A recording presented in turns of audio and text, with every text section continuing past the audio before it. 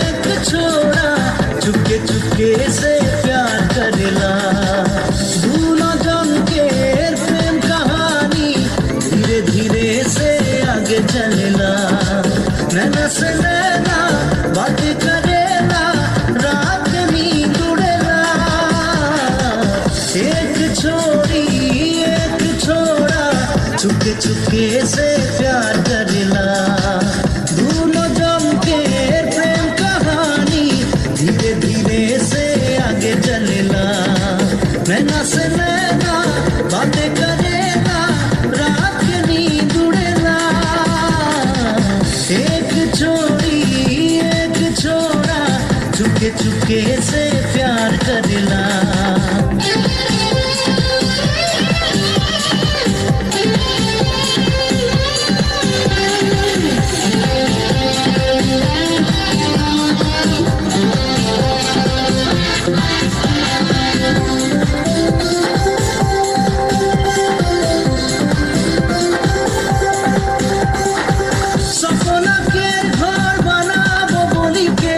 ছোড়ায় মনে মনে ভাবে, শরীর মন কিরকম ছোড়াকে ঠগিকে চুরি মালা দিতে পারে।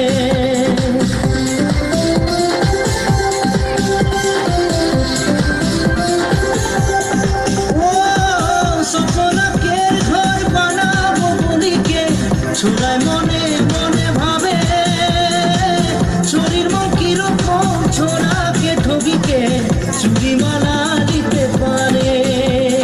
ছোড়ার দিওয়ানা মন দিলে দিলে ছড়ির জালে ফাঁসে না।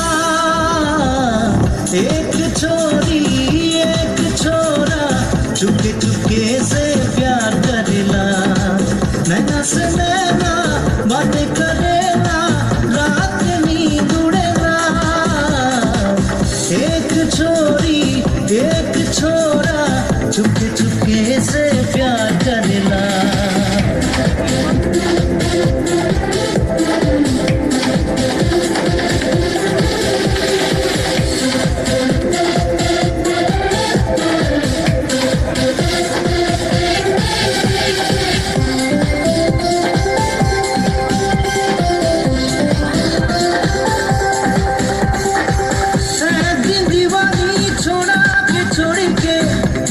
ঘিনে গেল ভাগে, ছাতি পিটে পিটে কাঁদিল রে ছোড়া, আর কি আছে জীবনে।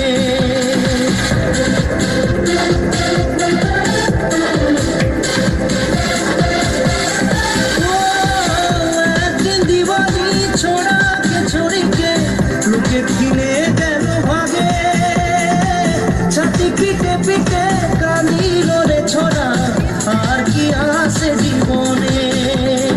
ছোড়ার দশা দেখি আজি মন মন প্যাসে দূর ভাগে না। এক छोरी एक छोरा चुपके चुपके से प्यार करेला। नैना से नैना बातें करेला, रात के नींद उड़ेला। एक छोरी एक छोरा चुपके चुपके से